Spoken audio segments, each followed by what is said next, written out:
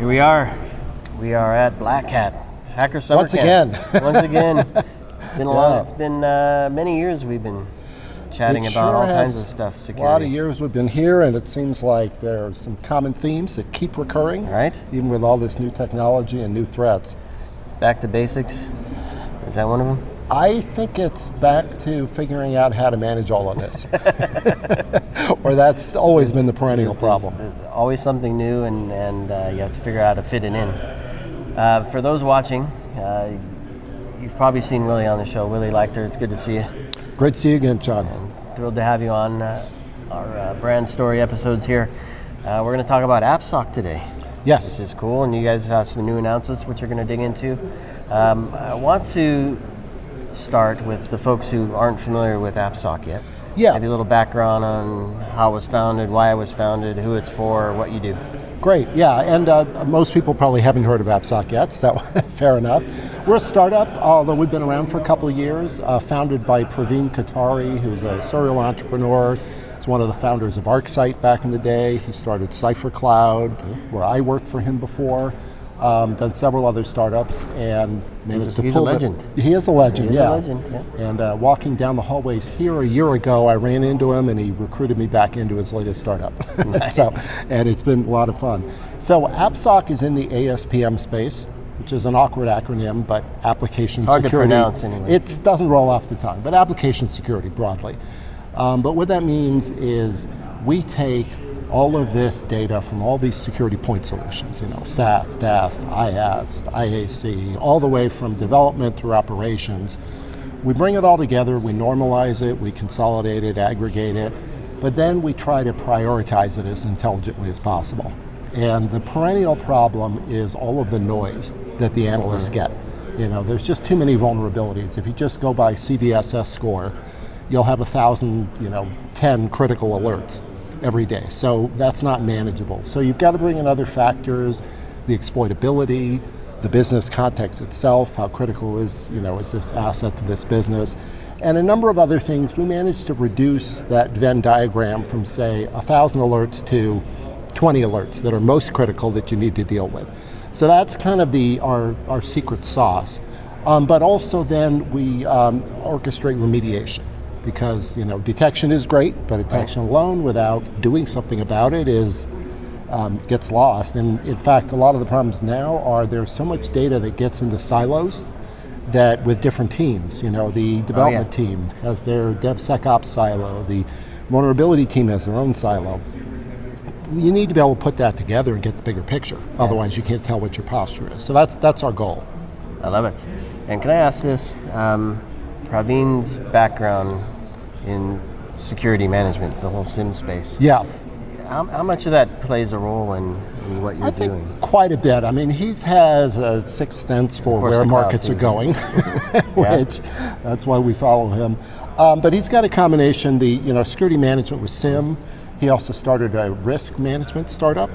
I was involved with CipherCloud, which was doing cloud security, and the first CASB. So you put those together, there's something new every time. But he's got a very good sense of what enterprise practitioners need day to day. And I think at the end of the day, that's who you have to satisfy. Yeah, and I think having worked in the SIM space many, many years ago, that you get a nice, good view of what's going on in an organization. So I'm certain he has a good perspective on what's running where, who's running what, how's it supposed to support the business. And what's funny, if you look at SIM and then SOAR and now ASPM, we use the same words. Consolidate, aggregate, deduplicate, normalize. It's been the same terms, but the threats go up exponentially. Yep. So it requires better, not different approaches necessarily, but better technology to keep up with it, and better prioritization. So, we're using AI like a lot of other security practitioners to streamline it, although what we'll get into in a minute is not just using AI, but protecting AI systems. That's our next frontier. Okay. But like you said, SIM is a good background, and it's sort of deja vu all over again with, these same kinds of challenges haven't gone away. Maybe they're too fundamental. Yeah.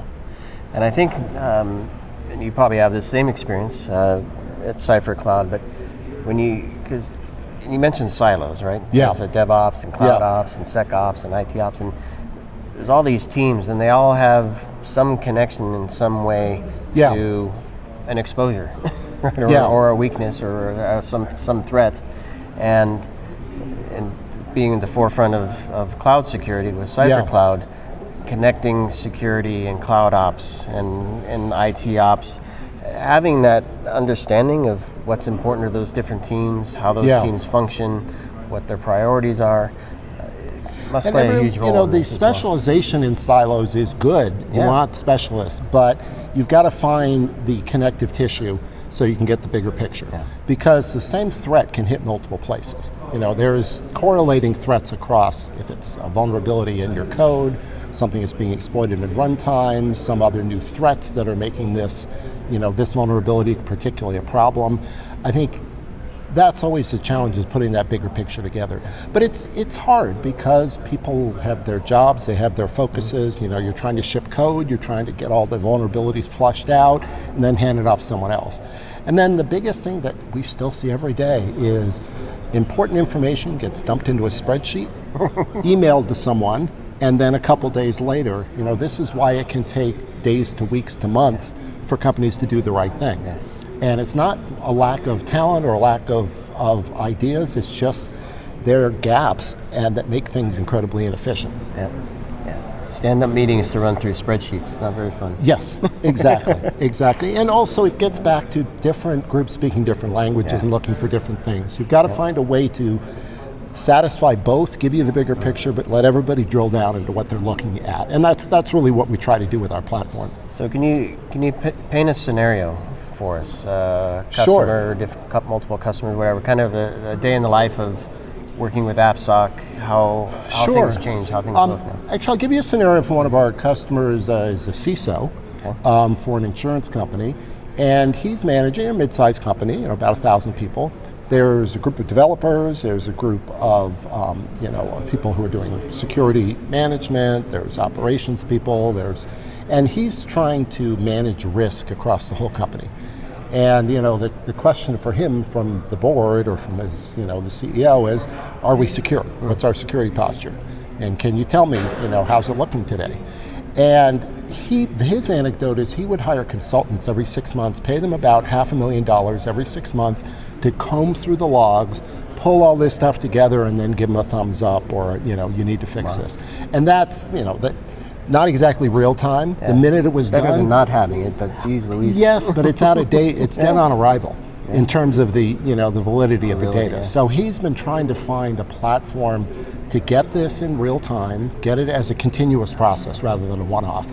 And that's the challenge. I think, they have the usual assortment of tools in different silos. They have SaaS and DaaS, they have cloud infrastructure, they have operational tools, they have traditional infrastructure.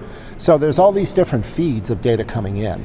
But what we try to focus on is risk scoring based on some business context, on what's important to this particular organization. And that's also kind of been their vision is, we're not a healthcare company, we're an insurance company. Right. So what are the particular risks, what are the particular assets we're worried about, and really flagging those. And then just making it manageable. So it's a good success story there.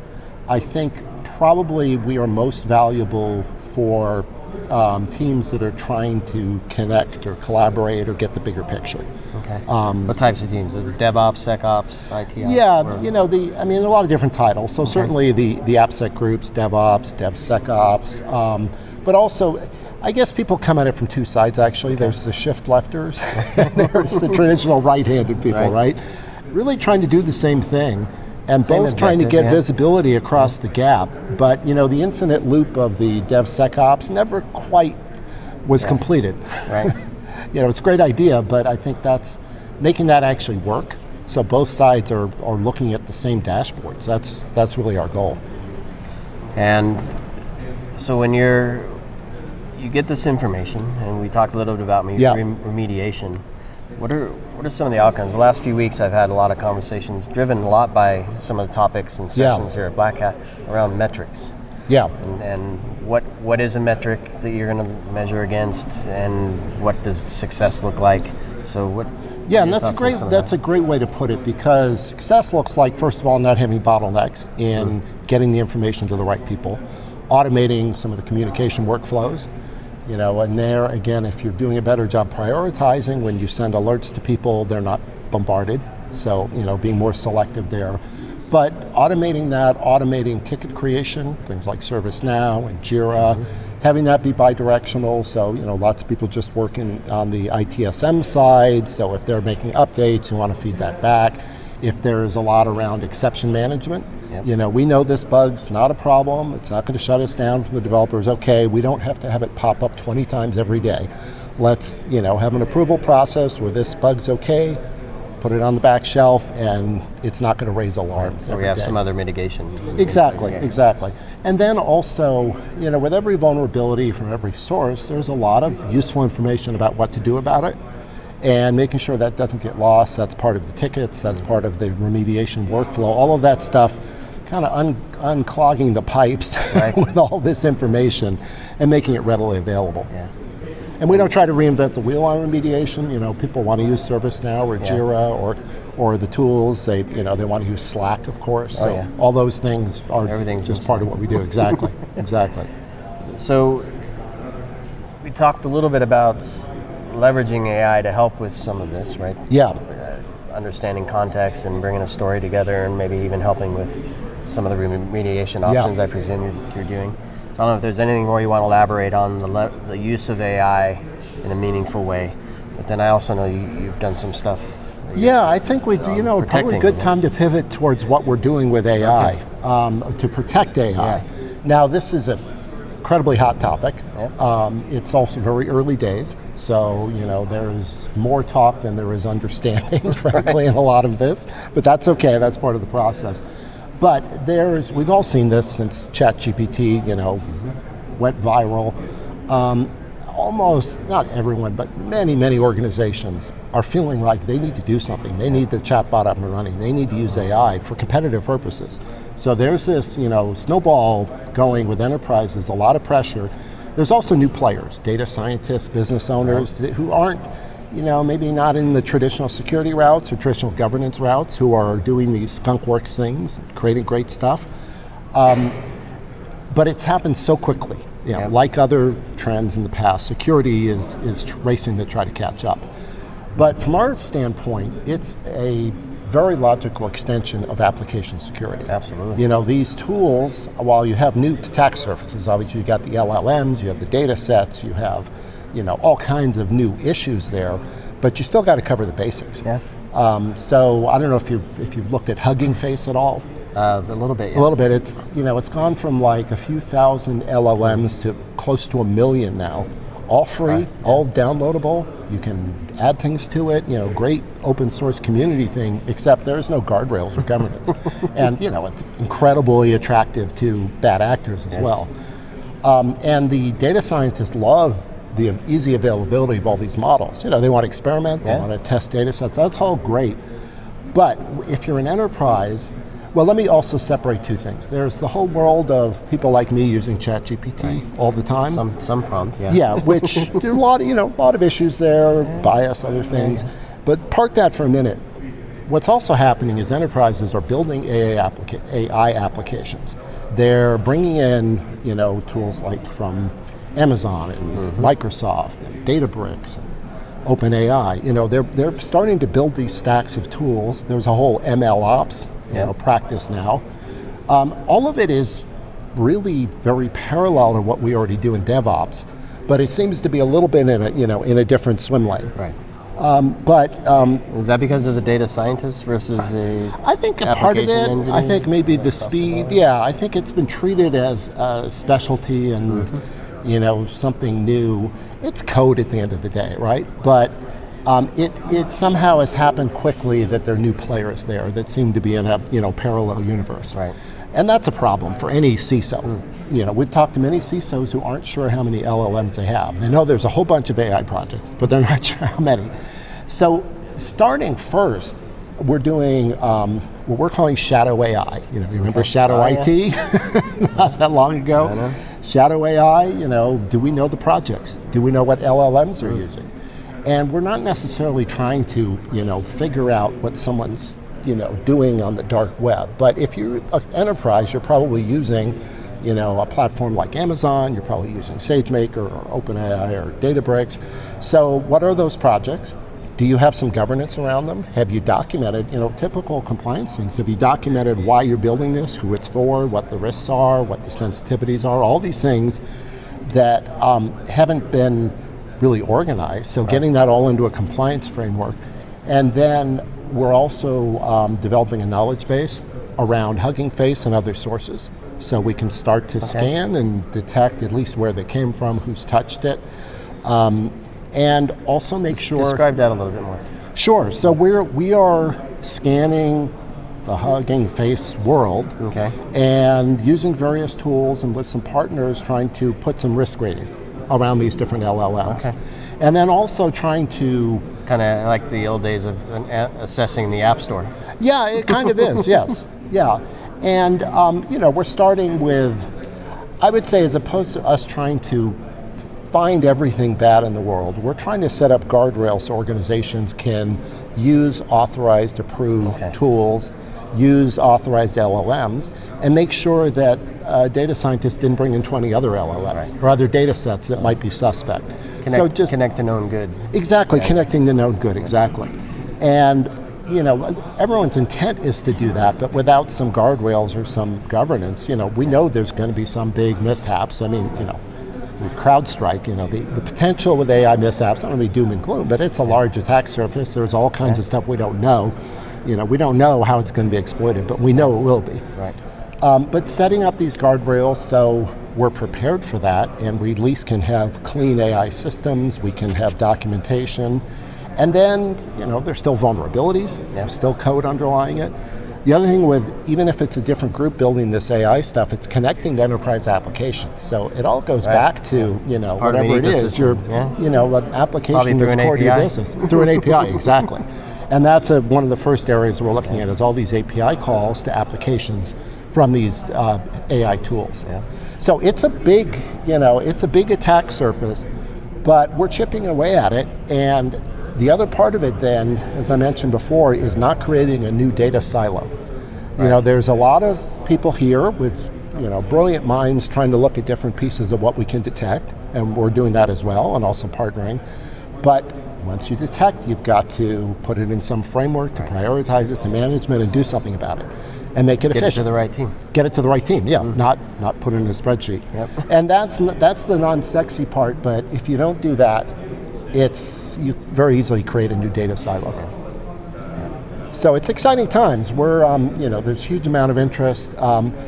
What's also interesting is we're finding, at least from our point of view, the AppSoc world, the CISO world, they're in a way trying to bring this new stuff into the fold and manage it properly. And we know this world well, what they need to do. And not have it be out in isolation. Yep. Then the next level is actually getting in line and looking at the prompts and doing some DLP analysis and things like that. So we're starting to work on that.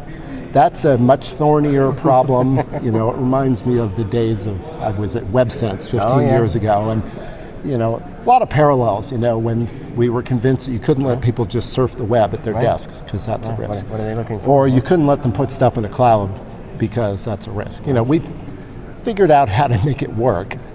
But, and it's a cliche, but we also believe no one's going to succeed if you say AI is going to, bring us down, it's an existential threat, whatever. It's happening. It should be enabled properly. And if you don't, it'll happen anyway.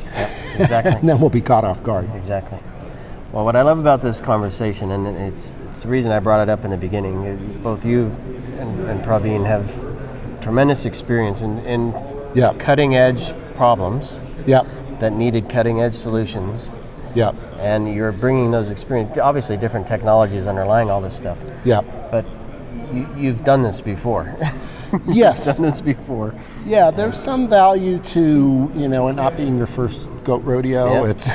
It's you have to, at the end of the day, it's got to be delivered in a pragmatic way that's really solving the problems people have now. Yep. And a lot of but understanding their business too. Exactly. I mean, and mapping it to what they're mapping to how security works, to how their business works. Exactly. Yeah. A lot of these things, it's early days. There's going to be. We'll be talking about this for many years, I'm sure.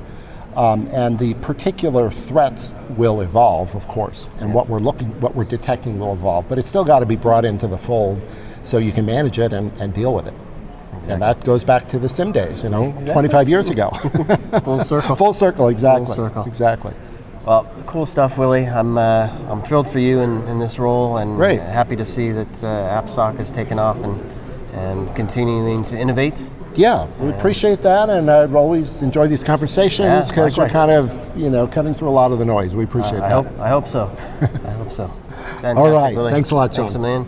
Everybody, thanks for listening and watching. Be sure to connect with Willy and the AppSoc team and Praveen as well, and stay tuned for more from Black Hat.